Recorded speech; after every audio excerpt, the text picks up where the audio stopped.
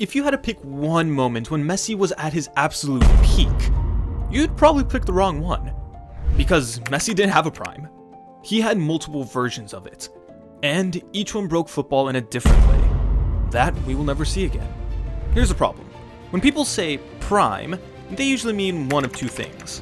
They either mean peak numbers, like goals, assists, trophies, highlight clips, the whole fireworks show. Or they mean peak player. The version of Messi who could control an entire match like he had the controller, not just score goals. And with Messi, those two things don't always land in the same season. So today, we're settling it. We're gonna answer the real question.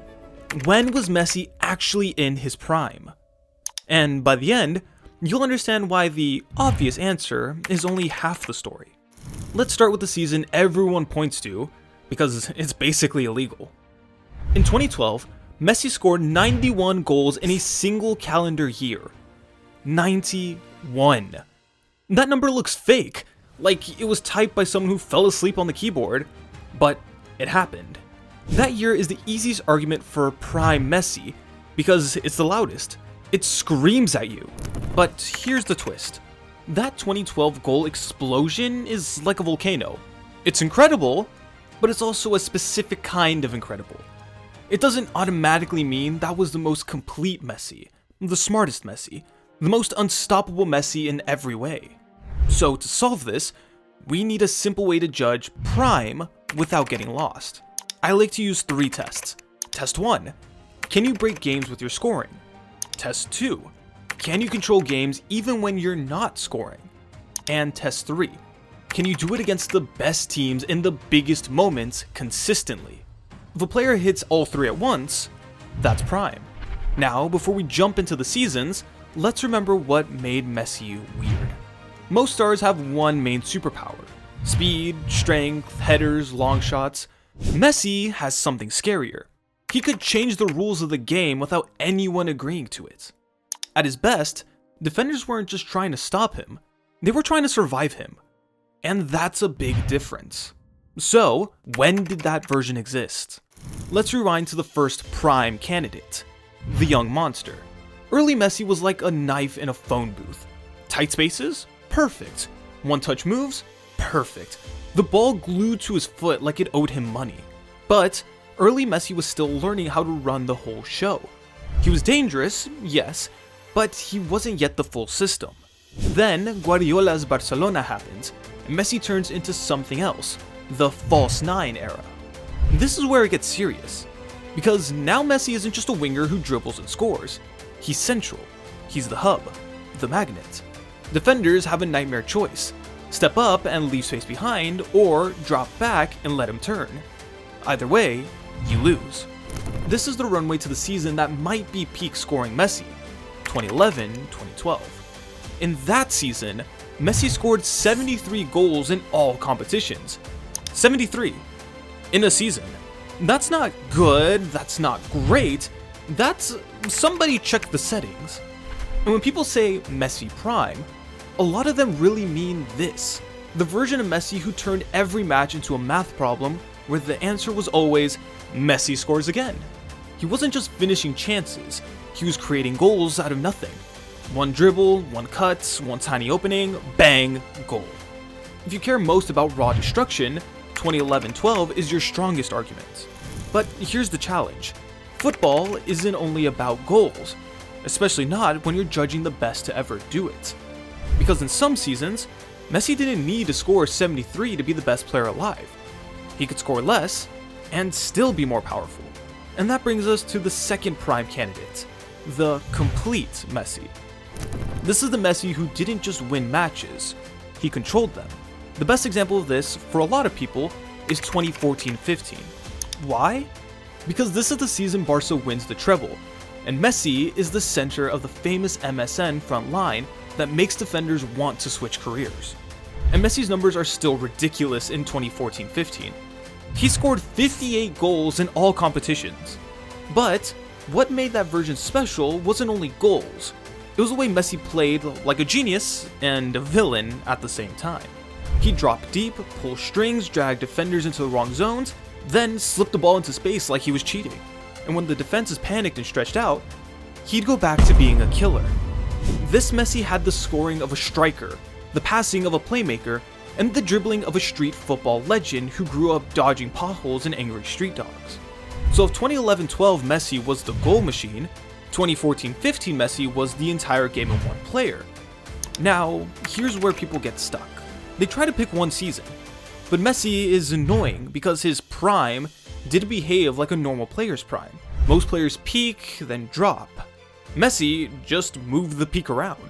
Some years he peaked in scoring, some years he peaked in control. Some years he peaked in doing both while carrying a team that had no business relying on one human that much. Which leads us to the third prime candidate, the carry job Messi. This is the Messi who didn't always have the most balanced Barcelona. The Messi who had to do everything: create, finish, rescue, and basically act like the emergency generator when the stadium lights go out. A huge season for this is 2018-19. That year, Messi had 51 goals and 19 assists in all competitions. And the eye test? Unreal.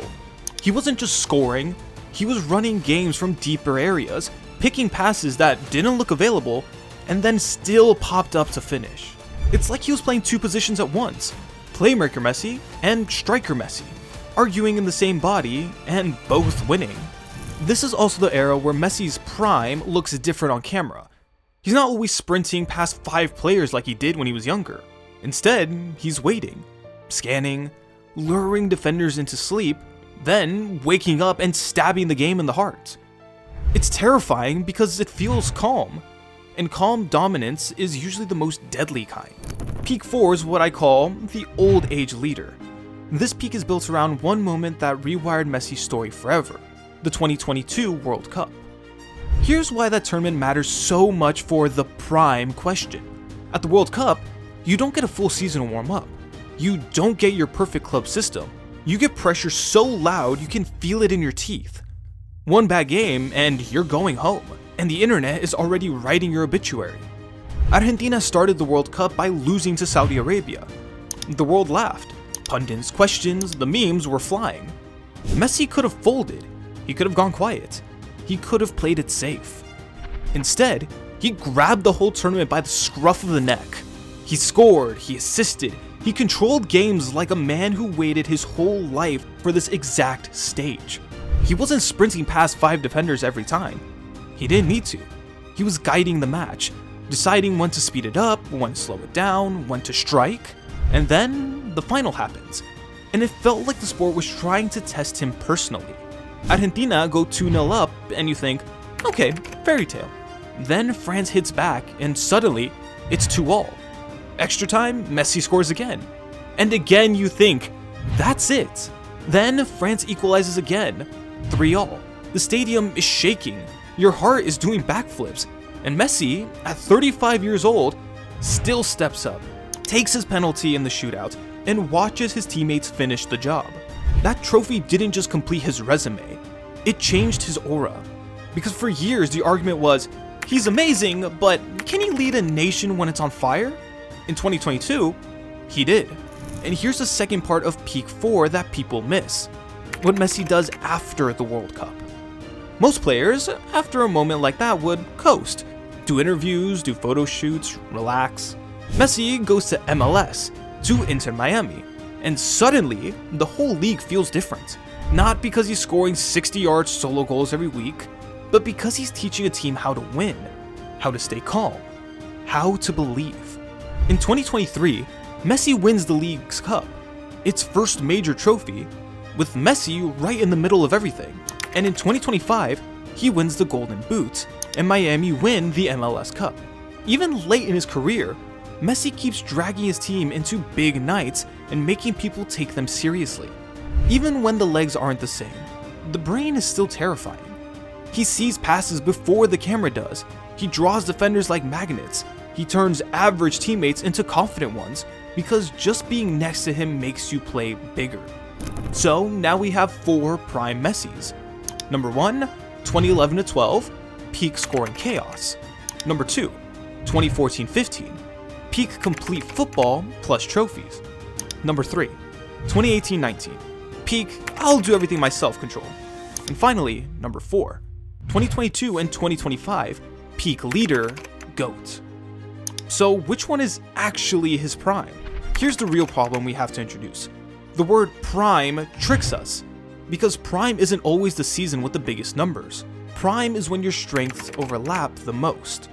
It's when your speed is still there, your body still listens, your mind is sharp, and your game understanding is fully cooked. So the question becomes, when did Messi have the best mix of physical ability and football IQ? And that points us to a window, not a single year.